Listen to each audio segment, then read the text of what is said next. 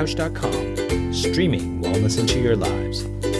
You're listening to A Quirky Journey, the Healthy Family Podcast with your hosts Jo Whitten and Leah Follett.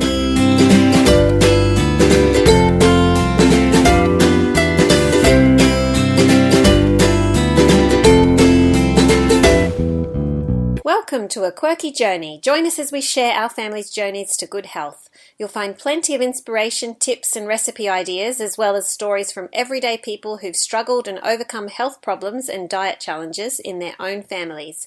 I'm Jo Whitten, author of the blog and book Quirky Cooking, and today I have with me an experienced GAPS practitioner from Sydney, Shalani McCray. Hi Shalani. Hi Jo. I hope I said your name right. You did. Oh, good. Beautiful name. Do you want to just explain a little bit about what you do? Because I know that it's not just GAPS practitioner work, it's a lot of things. Yeah. So I did my training just as a hobby, actually. When my children started school, I was always interested in natural health. Prior to that, I had been in early childhood. I'd studied early childhood education, so I was a preschool teacher. And then I went on to do nursing in the university system, so I got a degree in applied science there. And then I had my children and they started school, and I think something happens to you when you have children anyway, that you start to take an interest in what you're putting in their bodies, what you're putting in your own. Changes everything, doesn't it? It does. And so and on top of that, I have a son. He's my youngest, he's 22, and he had a lot of issues from the time he was born. He was born early, and then he had loads of antibiotics, and he was loads of respiratory type infections and ear infections and things like that. And he was just always sick with respiratory things. We were racing to hospital all the time. Like, my husband learnt to pack a bag for us, because we'd go to the paediatrician and she'd say, nope, can't go home, straight to hospital.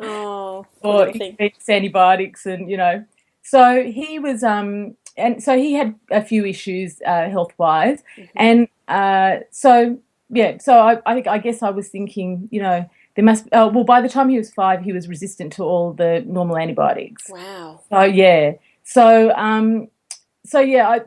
was sort of playing on my mind. So I went and started studying. I thought, I'll study naturopathy, but I just did each segment, the nutrition. Herbal medicine, whatever, one at a time, and got a good grounding in them. And then from there it just became, once you start studying nutrition, everyone starts to ask questions, and next thing I knew, I had a practice. And I had a career, and, person who just wanted to get married and have children and was quite happy. That's funny. And so I mainly have been... So I just was mainly seeing all sorts of clients as a nutritionist would do. And then I took my son to a naturopath because of all these problems. And she was the first one to talk really about gut health in a different way, even different to how I had been taught it. And we still didn't know about the microbiome and things like that. But she did talk to me about different bacterias and giving him probiotics and things like that. And so we started doing that, and he really started to improve.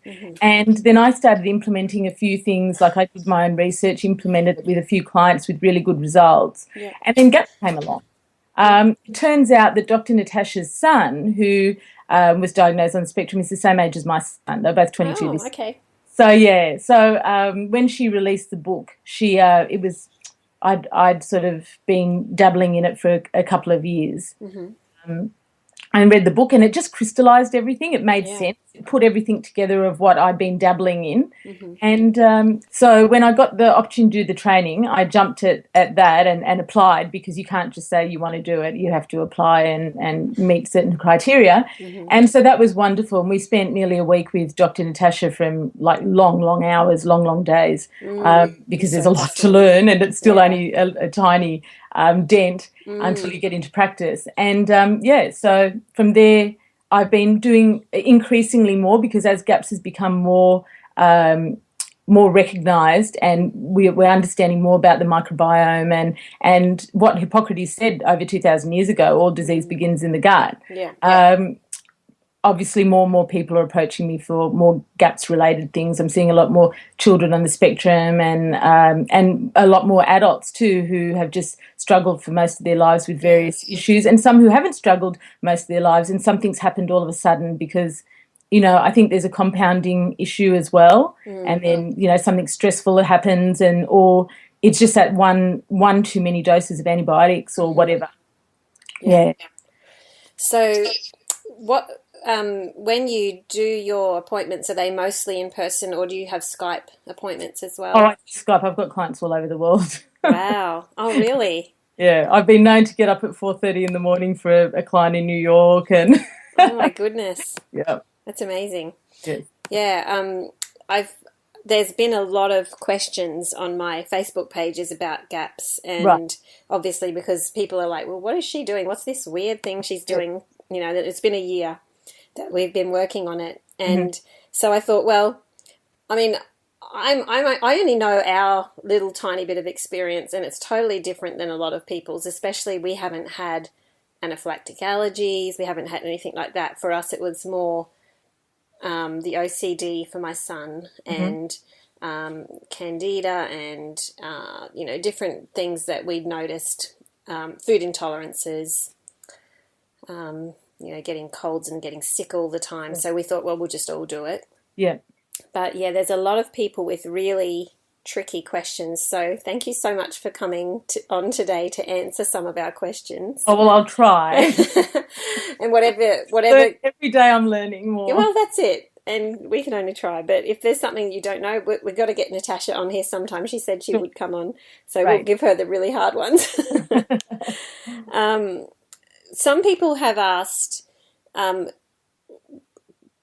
does everybody benefit from GAPS? Like, I know that not everybody has terrible gut issues like, you know, like maybe like we have had. But is it maybe something that you think people could benefit from having a diet similar to GAPS for a while, or at least to, you know, to help them to become healthier and then change a bit? Or what do you think about that? Sure. Look, I don't think there's such a thing as a panacea for anything. No. And while I have a lot of faith in GAPS, obviously, because I've seen for myself the results with so many people, no, I don't think it's for everyone. And I don't, like, for me, it's very much a matter of, and this is why I think it's really important to consult a practitioner if you can, and if you're considering GAPS, to consult a GAPS certified practitioner. Yeah. Because even though they're certified GAPS practitioner, part of the criteria of doing the training is that you have a health background. So as a result, it's not like that's all they know. Yes. I would think. I mean, obviously, I can only speak from my own experience, and in my own experience, that's usually the case, though, isn't it? Yeah. In my own experience, I just do a history and have a little, you know, chat about the people's lives and things like that, and discuss with them what's involved and whether they think it's even doable. Because for a lot of people, if it's not doable and the stress is too much, it's going to be worse. That's right.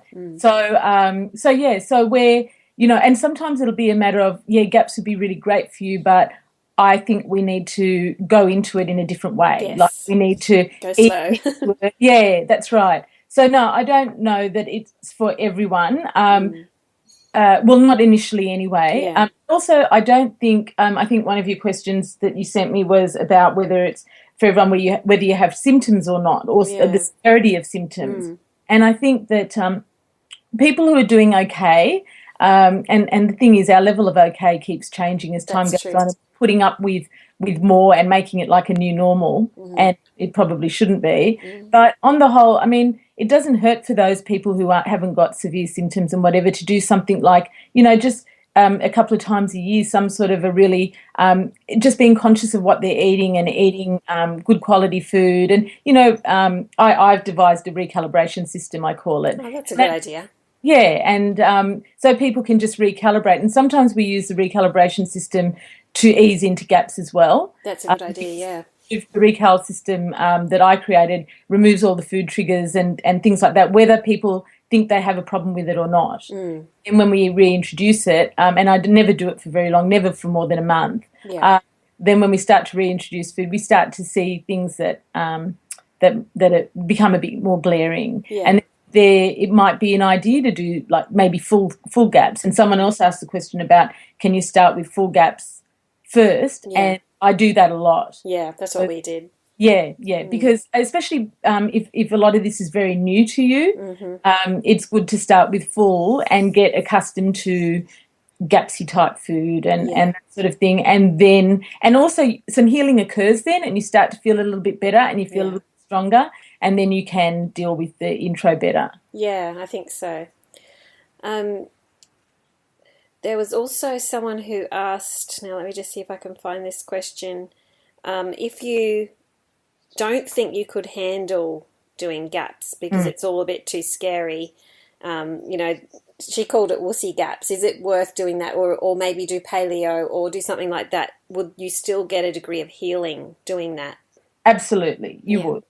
You won't. It depends on the severity of your condition as to how much of the healing you get. I love that wussy gaps. Yeah. But yeah, absolutely.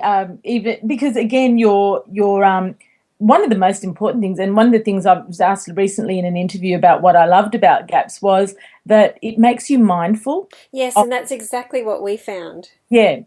Makes you mindful not only of the food you're eating and the effect it has on your body, but it's the source of your food, the food's grown, all those sorts of things that have sort of gone by the wayside now. Yeah. And it's very easy to say to people, eat good quality meat, and they're not sure what good quality meat is, and they don't know that it means that cows that have been pastured 100% like fed. You go to restaurants and they're sort of yelling it from the rooftops, oh, we've got great steak, and they charge you a premium, and they should be charging you less. Yeah, that's right.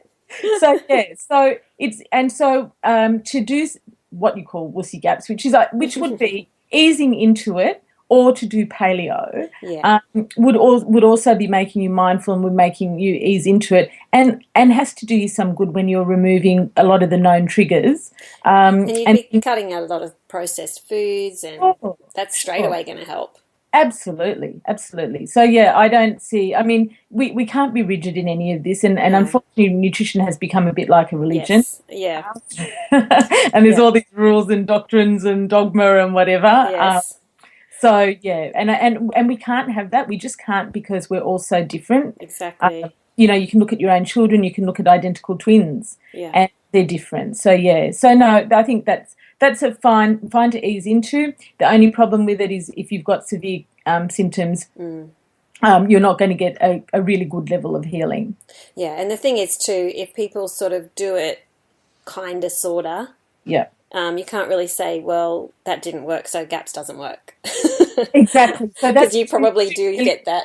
Well, there's two really good points there. One is kind of, sort of, is someone did ask about, what about if I had to go to a wedding or something and I'm doing intro. In intro, you actually have to completely stop all social stuff. It just is. You just have to. You just do. When we were doing, we do GAP support groups in Sydney, and there's a couple of us practitioners who hold it together. And when we were preparing the groups for intro, we would just say to them, everything stops now. And so the best time to start intro in Australia is Boxing Day, because the children are off school. That's true. And so it's you've got them to yourself. Yeah. Presuming that you don't have to race back to work in January or whatever. Yeah. But one of our mums who had really great results, she for a whole year just didn't let her little one, who was about 6, so like starting school, and at that age you get invited to every child's birthday party, and the birthday parties were at McDonald's and things like that. And for that year, the child just didn't go to any birthday parties. Yeah. But this today, 3 years on, that child is just amazing, and the mother doesn't regret it at all. The child doesn't regret it. He probably hardly remembers it. Yeah, exactly. She feels so great, and she looks just the picture of health. Yes. So when we started our month of intro, it was about a month. We just waited until we didn't have things on and just made sure that we stayed home. I think it was a little bit easier for us because we homeschool. Right. So we can, eat soup and stew all day and it's not a big deal. But yeah, if you're going to school, you kind of have to start on the Christmas holidays, really. Yeah. But what people could do is obviously to start the full gaps until they're ready to start the intro. Yeah, absolutely. So they are getting that. Now, the only thing is, though, when someone has a child who is intolerant to amines and salicylates and histamine reactions and all that, the full gaps is quite high in those things. Yep. So they may not be able to do that the same way. No. So that's why it's very individualized, and that's why, again, when you have those sorts of issues, it is good to be with a practitioner. Definitely. Who can guide you. I mean, there's some universal guidelines, I guess, for those sorts of issues. Now, Dr. Natasha, when we were training, said basically she sort of felt that unless they were really debilitating symptoms that you were having relating to those sensitivities, that you sort of push through. Because she felt that as the healing occurred, those should become less. And it is quite fast sometimes, the healing, isn't it? Sure. And that was just to tangent off a little bit, that was something else I wanted to say too when you said about if gaps didn't work. Quite often people try and get through it too quickly. Yes. They aren't on it for long enough. Yeah. And when you consider the sort of healing that has to be done for a lot of people, it's not something you just do for a month or a couple of months. And ideally, it's a 2-year commitment. Yeah. But that doesn't mean everyone's going to take 2 years. Some will take less and some will take more. Yeah. But yeah, so yes, the healing can happen really quickly. And then again, it might take time. So the sort of universal guidelines, I guess, for those, and particularly histamine seems to be the biggest one. Yeah. And so for that, and it's interesting because it's a bit of a catch-22 because the enterocytes along your gut lining are the ones that are producing the DAO, which is the enzyme that reduces histamine. And so when you've got a unhealthy gut lining and you've got unhealthy enterocytes, then they're not going to be making that enzyme. So you want to be healing the gut, but unfortunately, to heal the gut, you need things that are high in histamine. Yeah. So you've got to do what you can to reduce the histamines. And so the two foundational foods on GAPS are the broth and the fermented foods, the fermented vegetables. So with the broths, and again, this is where there's a lot of confusion because it's wonderful that bone broths, so there's a universal term, everyone's just saying bone broth. Yeah. And it's become popular and all of that, and it's dump a bunch of bones in some water and boil it to smithereens, right? And till there's sort of nothing left. And while that's healing, it's a very advanced food in GAPS. It's also very advanced food for sick people. Like for when I deal with people with cancer and things like that, everyone's like, "Oh, bone broth," and I'm like, "No. If you've got a fragile system, it's actually very it's too much." Okay. So Dr. Natasha and a lot of people call it stocks and broth, but I find that still is confusing. Yeah. So with my clients, we from the very beginning talk about stew and broth. Yep. Because if you think of, and the reason we do it is because what she calls a stock, which I call a stew, basically cooking a joint of meat as opposed to bones. Yep. So it's meat, be it a whole chicken or lamb shanks or whatever, on the bone, knuckly bone, preferably, and you cover that with the water and you bring it to boil and then you simmer it only for a couple of hours. And that reduces the histamine. So anything that's cooked for a long time increases the histamines. Yeah. So the slower the cooking, the better. The quicker the cooking, the better. Okay. And so you would start with that. And that's why I call it a stew, because basically it's meat on it and whatever. Yeah. And then you can eat that meat too, and you've got the liquid as well. The other thing that's tricky with it too is that, it's when you do GAPS, you feel like, and you've probably discovered this, you feel like you are always in the kitchen. Yeah. You are always cooking, always washing up, and you just, Yeah. And so that's why it's great if you can do great big batch cooking. The problem being that the longer a food is kept, a protein food is kept, the higher the histamine. Histamines, yeah. So you really need to be cooking food fresh every day. Yeah. And so on the one hand, it's not so bad if you're only doing a 2-hour simmer of chicken or whatever. That's manageable. But on the other hand, it's still a bit of a burden. I mean, what you can do is freeze it immediately. Yeah. So and then that's okay. It's just that when you let it sit, then the histamines start to accumulate. Yeah. My little trick there is I usually start something at breakfast time that has generally a little bit of meat and veggies and broth and egg and everything, or maybe just stew because it's just the meat and veggies and the water. And then as soon as I finish with breakfast and the kitchen's cleaned up, I straight away put on something to simmer for lunch. Right. And then that'll be maybe 3 hours. Yeah. And then, so I've sort of worked that into but I'm at home mostly. Yeah. So it's a lot more difficult for those who go to work. I guess you'd really have to rely on the slow cooker a lot more, or some frozen meals, like you said. Yeah, that's right. And see, the problem with the slow cooker is that you don't want it too long. That's right. So, I mean, it's great you could get around it that way, and as you say, because you're at home, but it does pose problems. But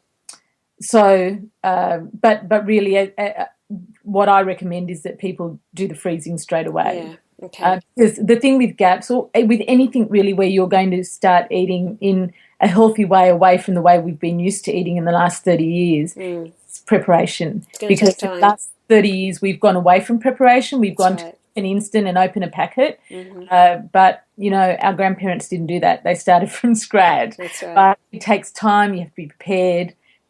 That's all there is to it. I can't offer I'd be a millionaire if I could offer some solution. And I guess when you're desperate enough, you do it. You find the time. Sure. Yeah. Well, yeah. I mean, that's a hard one too, because some of the parents or families I'm working with, both mum and dad are working 2 jobs. Wow. Yeah, and they've got they've got 3 or 4 children, and sometimes 3 of them are having on the spectrum somehow, or got some sort of intolerances. Yeah, so there's some really challenged people, and that's why, that's the other reason why having someone who, who's used to it, can slowly I pick up little tips and things like that from either from other parents or other clients and whatever, or devise them myself by accident or read something, and then you sort of are able to give people tips to help them along. But sometimes you have to make a few allowances as well. Yeah. So. I always tell people one of the best things I did was hire a young girl to come and start helping me in the kitchen, just a couple of hours here and there to chop veggies, and even I'd pay my own kids sometimes to chop veggies for me, because that just takes so much time, and the dishes. It does. And even if you can get a 13-year-old to come and do some chopping for $10 an hour, I think it's worth it.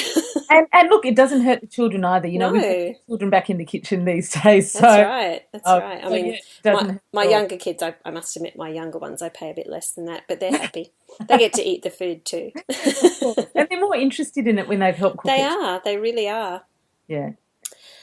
So with the fermented foods, that's another one that we haven't gone into with the histamines. Yep. Would you just recommend starting off really, really slowly with that, and that helps? Or Okay, well, with the fermented foods, I know it's been great for everyone that there's heaps on the market, but the problem is that they, on the whole, then they haven't been, for someone with histamine issues, they haven't been fermented long enough.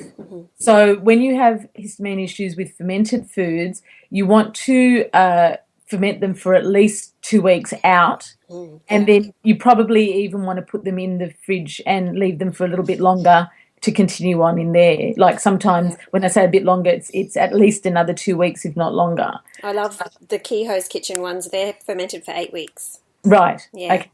So that's great. And so from there you would then you might, both with broth and with fermented foods, you might be starting with a droplet of the juice at the time, or a drop of the broth at a time, and having to increase it that way. But it is important to do it, to at least try drop dosing, because, and then slowly you move to 1 shred of the vegetables, or another teaspoon of the broth, and or cooking in the broth. the vegetables, and things like that, your eggs, whatever, and build up that way. But yeah, for those two things, it's the slow simmer time, slow and quicker simmer time for the broth, and it's the longer ferment for the vegetables. Okay. Yeah. So basically, if you find your child or yourself reacting to the food, you need to take it right back. Absolutely, right back. Yeah. No. Actually, it depends on how bad the reaction was, and I know there were a few questions about that, and it's really tricky to know the difference between whether you're reacting or you're detoxing. And to be honest, all of GAPS, to be honest, it's not even GAPS. It's a lot of my work other than the GAPS too. There's a lot of trial and error because, again, and I'll probably, drive everyone mad saying it all the time, but because we're all so different. Yeah. Everyone is going to react differently. Yeah. There's no magic formula that's suit everyone. So so where the intolerances and the detox occurs, after many years now, I'm starting to be able to tell the difference with people, but even then, sometimes I'm wrong. But it's one of those things where the best thing you can do is pull back, not right back necessarily, depending on how bad the reaction is, but pull back a little bit and then go back in again a little bit later and see how you go. So if you can pull back a little bit, as in you just reduce the amount of whatever the food was, and see what happens. But if it's still too strong, then maybe remove it and then bring it back again. Yeah. Back. So if someone's, I just had one of the questions, a good friend of mine actually, she's been really struggling with the histamine, adult lady, and she's been struggling with her health for years, and it's been a slow progress on the GAPS. And she's been told that she probably should stop and get testing done before she does GAPS. Do you want to just mention anything about that kind of thing? Yeah. Okay, so one thing I want to make clear is, like, all practitioners are going to be different. We're all going to come to things, be it to do with GAPS or anything really, and I guess it's in any profession really. Yeah, we're all going to approach things in different ways and according to our own experience and our own beliefs and things like that. And on top of that, on the be it to do with the testing or to do with anything really, you can find these days on the internet evidence for any side of an argument. Yeah, that's right. It's really going to be a matter of weighing it all up, reading it yourself, talking to people, and then you just have to make the decision that feels right for you. Yeah. But where testing's concerned, I'm known pretty much as a non-supplement, non-testing person initially. Yeah. So, and there's a number of reasons for that. One of them is, especially where testing's concerned, is that, I'm always conscious about cost. Yeah. And a lot of people that are conscious themselves, they've got a very limited budget. Yeah, and it's expensive. It is really expensive, and especially when you've got more than one person in the family who's needing the testing. The other thing I find is that testing can sometimes narrow your focus, and then you get either you as a practitioner or you as a client get obsessed with one element of the testing that showed a problem, and I'm very much into looking at the whole body. Something doesn't happen in one area, in one body system and the rest of the body system doesn't have, the rest of the body and the other systems don't have some sort of impact on it. So you have to look at a whole, as at the person and at the issues as a whole. Yeah. So and I think often what happens is people, they'll talk about certain numbers that have come from their results, and they almost wear it like a badge, and that's all about that. I mean, even with histamine, it often happens that it's all about, I'm histamine intolerant, but we need to look a bit broader at why that's happened and all the other issues that contribute to it as well. So I tend to get people started, and then on the whole, get people started, and then down the track, we look at, so it might be a few weeks, a month down the track, we'll look at where we're at, and then I might say, you could benefit from this testing because this isn't making sense to me, or this is persisting, or whatever, and then we might look at some sort of testing. And so the other thing too with testing is at the beginning is that often once you've started on whatever the protocol is, be it GAPS or whatever, you do start to heal, and the symptoms aren't there anymore. Yeah. And so mess up the testing. that's right. Or the testing showed something, but you fixed it now anyway. Okay. Yeah. So yeah, I don't know if that made sense. Yeah, it did to me. I have also had a question whether it's doable to do GAPS if you're vegetarian. Is there a way? Short answer, no, really. Okay. You really need the broths, don't you? Yeah. Well, that's a foundational food. That's a healing food for the gut. Now, again, you're going to find on the internet loads of people saying, "Oh, you don't need to do GAPS to heal." And hey, I don't know. Maybe you can't. This makes sense to me. Again, this is going on my experience and my beliefs, and it makes sense to me that what's in the broths is very healing, and for the gut and the gut lining, so as a result, there's if you can't do the broths, then you're not really doing GAPS. Yeah. So you can do some healing thing, I'm sure. I haven't done it, but you're not doing GAPS, and I don't know. That's okay. I guess that's it. That makes sense. Yeah. And if we could just talk about the die-off stage a little bit, how do you know? Like we did mention a little bit about sometimes it's hard to know whether it's a histamine reaction or whatever, or it's just the die-off. Yeah. How do you know when it's die-off or an intolerance? You don't. Okay. One of the things you said then too was the die-off stage. Okay. So there's not necessarily... It's always dying off? Yeah. No, some people don't experience it at all or experience it very mildly. It was pretty mild for us, a couple of days. Yeah, and unfortunately, but you hear... So it's good that you tell people that because unfortunately most people hear the horror stories. Okay. And probably the most common thing that happens reasonably consistently, I guess, is in the first couple of days, especially with little ones, they might vomit a lot. Oh, we didn't have any of that. Right. And that's scary for parents and they worry and that sort of thing. But by day 3, and with that, we just try and keep their fluids up, even if it's only water. Yeah. And by day 3, they're usually clicking over. Wow. Would be scary though, wouldn't it? It is, especially for little ones. But no, we just had the flu-y symptoms, achy, exhausted, headachy, and a bit of diarrhea. The one thing that I have to say is really hysterical, and it sounds terrible, when we come back from the after we've prepared the parents and they've done it over Christmas, and we don't come back till February because we don't do January 1, and the one common thing that they all talk about was, how fabulous was it in the first couple of weeks when the children had no energy? Oh.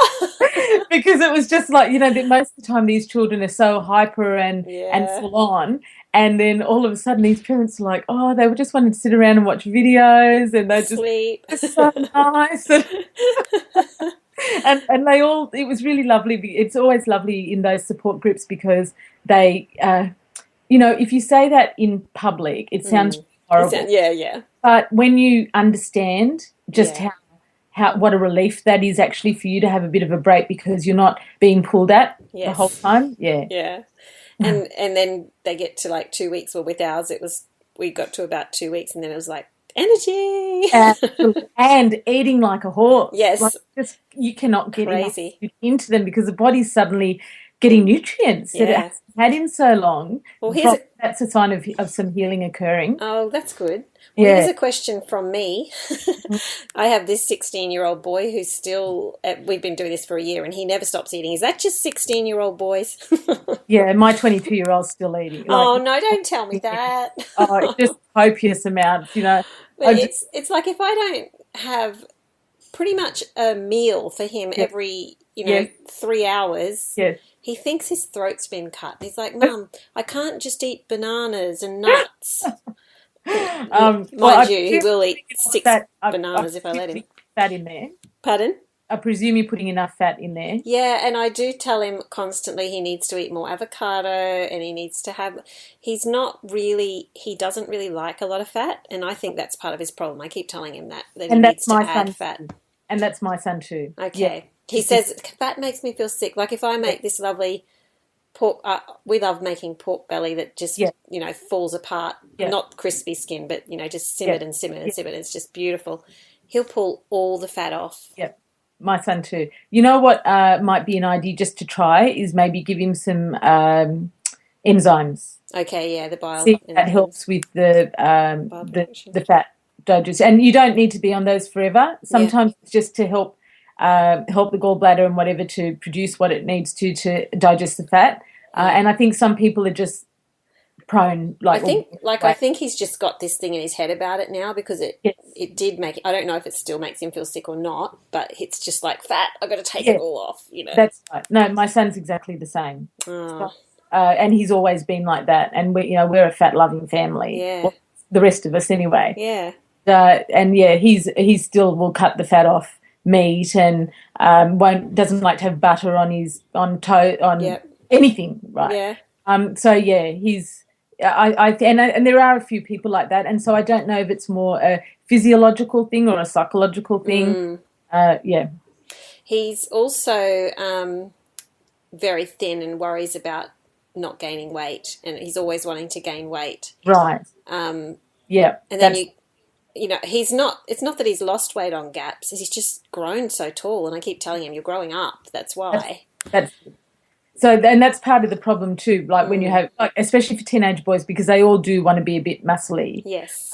And when they are having these growth spurts, then they do become quite lanky, and Yes. they're sort of fighting this battle of, well, it's good that you're growing, but you have to just go with that hmm while that's happening. I mean, it's just something it's sort of swimming up against the tide, really, by trying to, To worry about it. yeah. So. Well, if you have any suggestions for foods I should add, I'm probably doing them all though. Probably are, and it probably is. See, that's the other thing too, that we all, but our children especially, but even as adults, we do go through phases. Mm. And I don't know if you found yourself. I know for me, I found there are some days where I'm ravenous, and there are other days Yeah. I'm not. Probably hormonal and Yep. all sorts of things, stress and whatever that have an impact. Yeah. But teenagers especially, I mean, their body's trying to reach a new state of equilibrium. It's in total flux Yeah. with this whole hormonal storm going on. Yeah. And so we sort of have to just keep nurturing it and realizing that it's just going to keep fluctuating until it reaches equilibrium. And when it does, who knows? Because today we've got children starting puberty, like little girls at the age of 8, and then others not starting till 15 and that sort of thing. So or 18 even and that sort of thing. So it's so variable, and it can be quick. It can be a quick transition, or it can just go for years and years. Wow. And we just have to sort of go with it and keep listening to our bodies. And it's so important to teach our children too, Yeah, I because think we've all so. forgotten how. Yeah. And we have to, and that's what I said. I love about GAPS and any of this conscious eating is we get in touch with our body and how it reacts to things. Yeah. So yeah. Should I worry about him wanting to eat so much meat because he's such a meat lover? He just wants savoury all the time. Yeah. God, these two. Your son sounds like. Oh. Actually. Like I give him heaps of veggies and he loves sauerkraut, so that's a good thing. Yeah. No. I think especially for boys, I don't seriously think I'm not the sort who says, oh, we all have to eat meat every day and that sort of thing. But I think for growing boys, I don't think it's a problem, especially if you are balancing it out. So you'd be buying good quality meat, Yeah. meaning Yeah. It's all pastured, grown and up the street by a friend organically. beautiful. And on top of that, you're balancing it out with all the veggies and things too. Yeah. So you're getting the problem that with the whole eating too much meat thing is that we got into a habit of only eating muscle meat Yeah. and not eating the whole. Like nature gives us everything as a whole, and we go and separate it. So when you're having muscle meat, so that's things like your steaks and things, usually lean with the fat off it. Yeah. You're not having it whole like nature gave it to us. And when you have the fat on it as well, you're that complements the muscle meat. So or the red meat. So I'm sure he's having those sorts of cuts. Yeah. But on top of that, you complement it further by having lots of vegetables that are cooked in fat. Yeah. Mm-hmm. So I'd say that it wouldn't be a problem for him. And if he's got energy and he's not got sort of any issues like that are getting in the way of him enjoying life, then I think it's okay. Yeah. Okay. And now the opposite question, which I have been asked, is I gained so much weight on gaps. We didn't, but Yeah. Yeah. you know, some Yeah. people reckon that they have an intro. Yeah. Is that a usual thing? Is that Yeah. common? Very usual Okay. and normal. And well, when I say normal, some will just lose so much weight and be so worried that they're skin and bone. Yeah. Adult. My other son lost weight at first and then put Yeah. it back on. Yeah. So again, the body's reaching a state of equilibrium. So if you're on gaps because you've got health issues. Your body's not healthy, and when your body's not healthy, it basically means that nutrients haven't been getting into your cells, or where they're needed. And so when you go on gaps and you start doing some healing, then nutrients are able to be distributed and all of that. And so, but while the body's getting itself sorted out, it will react in different ways. And we've also got predispositions to things as well. Yeah. But I think the person who said it that was on intro in like the first week, well, absolutely. Yeah. You know, that's sort of not even an indication. Like I would start looking and maybe like trying to devise something if the person was a number of months down the track and was gaining a lot of weight. But and also we have to remember is we have a really these days, like 2015, we have a really odd idea of what a healthy woman's body looks like. Yeah. And it's not a terribly fertile body. It's not a terribly healthy body. It's not got a lot of fat on it.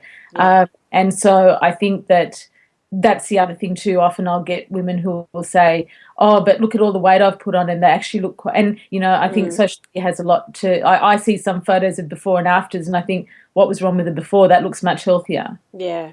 So that comes into it too. But no, absolutely. At the beginning of gaps, you will either put on weight or lose a lot of weight. But it will balance out. I'm worried about the ones who lose a lot of weight only from an immune point of view of getting sick, like catching things going around. Yep. The ones putting on weight doesn't really bother me until it's a few months down the track. And I know it bothers them. They're like, oh, it's okay. It doesn't bother you. But it is something that, you know, your body's just readjusting and trying to reach a new state of equilibrium, like the homeostasis, that whole balance. Yeah. For those who have family and friends who are not really understanding gaps, and they want to know, well, why can't you have starch? Why can't you have soy? Yeah. You know, why can't you have dairy? Do you have some... I know that if they read the book, they can give the answers to those things pretty well, but what did you do when you first started with this? Did you get that kind of thing? Not really, because I was always seen as a bit of a... Wacky, anyway. Me too. I was like quirky. Quirky, that's a good word. It's like wacky in the nicest possible way. Yeah. So, you know, it was always, Shalani's on some new wave thing. Sort of thing. But, and I think that it's just... I hear this a lot, be it to do with gaps or just when people start to realise that the way we've been used to eating over the last 30 years is probably not a great way to eat, and they start being a bit more conscious about what they're eating. Yeah. I think sometimes we can get a bit too dogmatic and a bit too evangelical about it, and that can be off-putting as well. Yeah, that's right. And I think it's better to just approach it as not making a big deal about it to people outside, like to others. And just if questions come up or if you have to attend family gatherings and things where you have to take your own food, it's just we're just trialing a new trialing something because we're not sure if certain foods are causing so-and-so a problem. Yeah. And, you know, I mean, who is really... anyone who has a problem with that, I think they have a problem. Yeah, really. I mean, that's right. all you're doing is trying. So you're not saying, oh, no, we're not eating such and such because it's so bad. That's right. You're just saying, oh, we're just trialing something because, you know, we just thought maybe or I read something or the doctor said or whatever that it might be causing these issues that he or she's been having or, you know. I also found it was good to focus on what you can have because I think people will say, well, what can I make you? You can't, you know. Yeah. You know, what can't you have? I say, look, just don't even worry about what I can't have. Just do meat and veggies, do a roast with veggies, do steak and salad, do, you know, whatever stage you're up to. Yeah. Tell them, it's really simple. You just do a roast and veggies. It's easy. And they're like, oh, okay. I know. I mean, all you're doing is just eating food, right? Yeah. Eating meat, fruit, vegetables, whatever. So I don't And know. I'll bring dessert. So I don't know why, Yeah. people, and really it's not bothering them. Like, I mean, No, it's not exactly. affecting them. Shouldn't So bother them. yeah, yeah. Do you, when do you suggest people bring raw cacao in, or do you think Oh, it's not a great thing? no, I'm not a fan. Okay, good. So Tell again, me. it's a very individual sort of thing. Uh-huh. But I'm not a raw. I'm on the whole, I'm not a huge fan of raw. Full stop. Only Yeah. because I've started to see over the last few years an incremental increase. Or actually, it's not even incremental. It's been quite rapid of women who are having a lot of health issues as a result of that. Yeah. I've Raw, seen that too. yeah, and where raw cacao is concerned, well, the thing is that it's not even raw anyway. No, not really.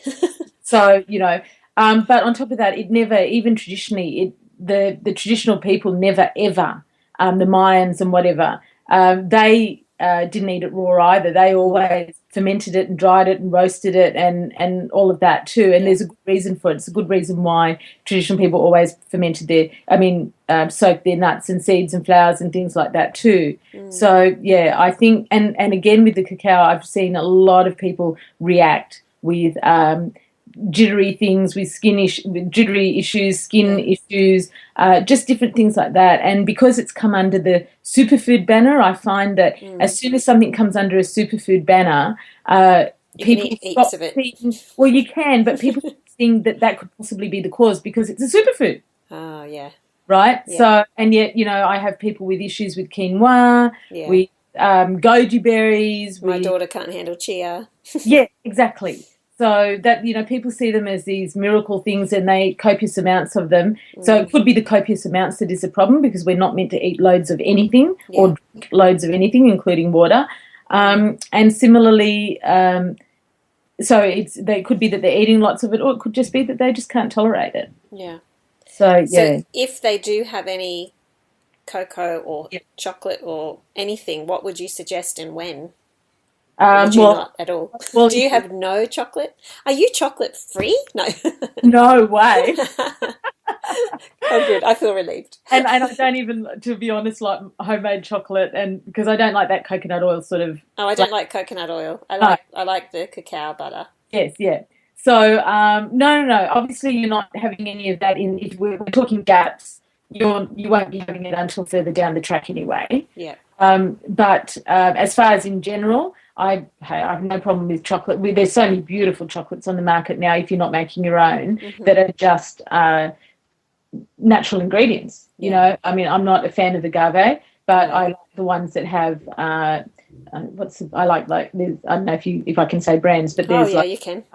Alter Ego, Chocolo, those sorts of ones I really like. So yeah, and they're just the cocoa and the cocoa butter and the sugar and that's it really. And in your baking, when you make anything chocolate, what do you use for cocoa? I use cocoa powder. Just like what kind? Cocoa powder, the Dutch one. Okay. Yeah. I just get it from Honest to Goodness, a bag of that, and use that. Okay, that's interesting. Or I use pure chocolate, like melted a bar of one of those chocolates, normally Chocolo or one of those. Yeah. Okay, that's interesting. Now I'm just trying to think what else we've got. Maybe 10 minutes at the most. Okay.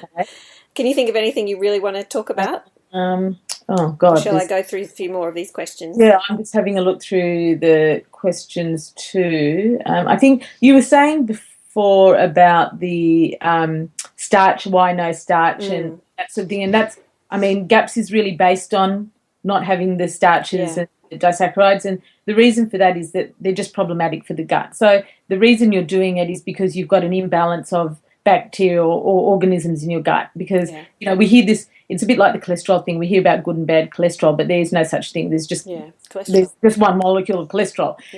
And similarly with the organisms in our gut, there are some that are going to cause problems when there's too many of them. And most people, when they've got an issue, which is why they're looking at GAPS, it's because they've got that imbalance where they don't have enough beneficial. And so one of the things I did learn when we were doing gut health when I was studying nutrition was about this weed, seed and feed concept. And basically that's what GAPS is. So you're weeding out by weeding out, you're starving the bacteria that you don't want as much of. Mm-hmm. And then you're feeding the ones that you want more of, the beneficial bacteria or organisms, because not only bacteria, it's viruses, fungi, all sorts of things, yeast. And then you're so you're seeding, so you're putting the more good of those organisms in through things like fermented foods and things, and then you're feeding them. So you can be feeding the good, so-called good guys, or the ones that you want higher, like more of. With good quality foods and things like that. Now, the guys that we don't want as many of, they love things like starches and the disaccharides. So, so as a result, and it also those enterocytes have the enzymes that deal with those foods, and so if your gut lining isn't healthy, you don't have the enterocytes to produce what you need to digest those things as well. So they're sitting in your gut and they're fermenting, and that's just the ideal food for the sorts of bacteria that we don't, or the sorts of organisms we don't want proliferating. Yeah. So, yeah. Okay. We didn't talk about probiotics. Maybe you could give us a little bit of a idea on what's good. I know that there's so many different types and people need to probably, check what they should be having, but is there some basic guidelines? Sure. Well, with the so that's sort of important to do with the histamine thing as well. Okay. Because there are some, not only histamine, to do with dairy issues, to do with gluten issues and whatever. Because with the probiotics, you've got so many different strains. When I started this all those years ago, and they first started talking about the microbiome, they were talking about 1,000 different bacteria or species. Now they're talking about 6,000. Wow. So we're constantly learning about more and what their role is and what they're good for. Amazing, isn't it? Health. Yeah, and that's just going to continue and grow and grow. Yeah. So the beauty with the fermented foods is that they have a broad spectrum. So what you're looking for is a broad spectrum of probiotics, like as many different types as you can, which is really hard to do in a supplement. I think at the moment the most you can get is 11. Wow. And the other thing you want to is you might have seen the CFU factor, which is, or it'll say so many thousands or billions of bacteria of a particular strain. So you want as high as possible. Yeah. And one of the reasons you want that when you're taking a supplement is because the supplement has to go through your stomach where there's hydrochloric acid. So a lot of it's going to be killed off. Not a lot, but some of it. We don't know how much. And then you then need to get it to your gut. Its job. So that's the other issue too. So you want to be looking again. There's one that I like the best, and it's Gut Pro. Okay. That one tends to have dealt with all the problems to do with histamine, to do with delactate, to do with gluten, to do with dairy, all of those sorts of things. Wow. I get it. And you were even talking about the fermented vegetables that have been done long enough. The one in Sydney, though, I think she's all over Australia, is Kitsa. Yeah. And so she's got the Gut Pro as well. Okay. She's got the fermented vegetables. And someone else did ask about all the supplements and things, and she does everything GAPS. Okay, so you can get that from Kitsa. Is it Kitsa's Kitchen? Kitsa's Kitchen, and it's opened a shop, Emporia Organica, for this. That's what it is, Emporia Organica. So, I'll put the link at the bottom. Hopefully I'll remember that. Because she sent me some collagen recently. Proteins? Yes. Yeah, because that one is really, and I've actually noticed a difference, and so have some clients in using it from the other one that more people use, which we now, I don't know. It does matter. It's Great Lakes, and it served its purpose, but they just can't guarantee that it's always 100% pastured. That's the problem with it. Okay. And so the Vital Protein says they can, but I do know a few people have said that they've noticed a difference in energy levels and things like that from switching over to the Vital Proteins. I don't take any money from anyone. Yeah, I know. No, it's good. I talk about brands and things because people want to know that. They want to know where to get it, Yeah. How much does it cost? What do Yeah. I get? It's Yeah. so confusing. Well, talking about the cost with the Gut Pro, I will say it is very expensive, but you literally use like you even get these spoons that the Gut Pro put out that, and on the, you know how normally with your measuring spoons you have a tablespoon, a teaspoon, whatever. These ones come as a smidge, a dash, a pinch. They're tiny, and one Okay. would last you like a year. So it's like, Oh, okay. So they're worth, but okay. yeah, yeah. With the collagen, can I just ask you how you recommend using that? Okay. So you know you've got the two types. You've got the dissolving and you've got the gelling one. Which one's which? Green and blue? I never can remember. The in the vital proteins, it's the opposite. I'm pretty sure. Don't quote me, but I'm pretty sure that because in the Great Lakes the green was the dissolving, but in the vital proteins the blue is the dissolving. That's right, because I used it because I read the containers and I couldn't figure it out. It didn't really explain, and so I stuck. I think most of them in the blue one in some jelly, and it didn't gel. I'm like, wrong one. Yeah, that's right. So, Dr. Natasha, and the other thing I have to say with GAPS too over the years since I've been doing it and then since I've been trained and now is the goalposts have changed a little bit. Okay. They seem to be moving a bit, and I don't really know what that's about, but I tend to stick to the original and the best sort of as far as I'm concerned, of the way things used to be. But I know that she did say when we were training that she preferred she felt that the non-setting one wasn't as good because of it was a bit more processed. But what's odd about that is that we often recommend the non-setting one for people who have sensitive systems. Okay. Because it has been broken down more, but you had to do more processing to break it down more. Yeah. So it's so if they're starting off with major reactions, they have a tiny bit of that one instead of the other one at first? Well, I don't know, because it's really tricky, and that's why with my clients I tend to give them just to try. I just, instead of them having to go and buy it, give them a little bit to try and say make some jelly and then use the other one like to mix in whatever and do it like a couple of weeks apart and see how you feel. Yeah. So yeah. Again, it's that whole individual thing. I know that's so unhelpful for people, but I can't. Well, that's the thing. Like you said at the start, you learn to figure out what's happening when you have certain food. You learn to notice a lot more, don't you? Yeah, you do. And to people who haven't done a diet like this, where you are really getting right back to the basics and sort of almost starting over, like baby food almost. Yeah. They'll be just like, what? Because everything's just bombarding you at once and you can't figure out what's what.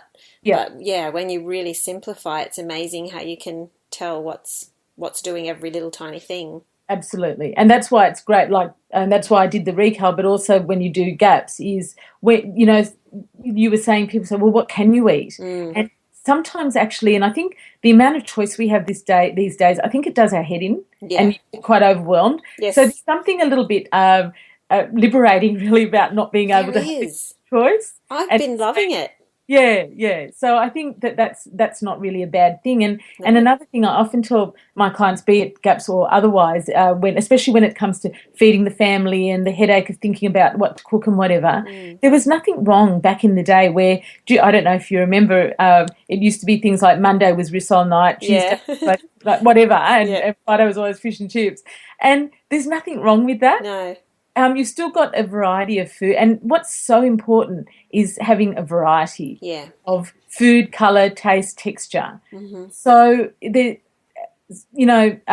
think we have complicated things. I think definitely. Cooking shows have been fabulous, but they've made people feel really insecure. That's exactly what I was thinking. Yeah, because people feel like every meal has to be this fancy thing with all sorts of, and I feel like that sometimes with my recipes on my blog. I feel like, I can't tell them what we just had for dinner. It's so plain. It's so simple. And now and then I just go, oh, well, we thought it was really delicious and I'll just put it on my blog. And those are the ones that people just share and rave on about. That was just the best meal. And I'm just like, really? I was almost embarrassed to put it up. I put bangers and mash on the other night. I love it. But yeah. And I'm just coming back to that. I'm just coming back to that more and more, that Simplify your food. Do the fancy stuff once now and then when your friends come over or whatever for a birthday, but just simplify. It's so important. Oh, my husband tonight, we had, as I said, roast pork, and he said, oh, this cabbage is so good. What did you do? What's in it? And I said, butter, salt, pepper. Yeah, exactly. And when you've got really good fresh veggies, that's all you really need. Absolutely, yeah. And I think my kids' friends come over and they say, your vegetables taste amazing. I'm like, well, they're cooked in broth. Yeah. You know, it's like chicken broth or something. They're just like, and sometimes also it's just the fact that that you... I'm not going to say organic, but pesticide-free, spray-free or whatever. And really fresh. I know we have all these studies that it makes no difference, but for me, for a start, it has to make a difference that you haven't put chemicals all over it. But there is a difference in the taste. And also they're often picked green when they're the chemical ones. I know I used to work on a farm and we'd pick all the tomatoes when they were just barely getting a tinge of peach on the top, and then they get gassed, and they don't taste the same as those little farmers that do the real thing. Yeah. They just don't taste the same. Well, we better stop because we'll send everyone to sleep if we keep going, and you need to go have a break after your busy day. No, that's fine. Thank you so much. Chatting with you. Yeah, it's great. We'll have to get you back again sometime, but you've been very helpful. And I'm sure there's unending questions still probably popping up on my Facebook page. But yeah, I'll try and get over and visit, and if I can answer. Oh, good. Thank you. That would be awesome. Do you want to mention your websites? Anything that you've got that people can visit? Just being redone because I lost the whole thing. Oh no! Wow! And it coincided with getting a new logo and whatever. Anyway, so that was fine. But you can still go to the web.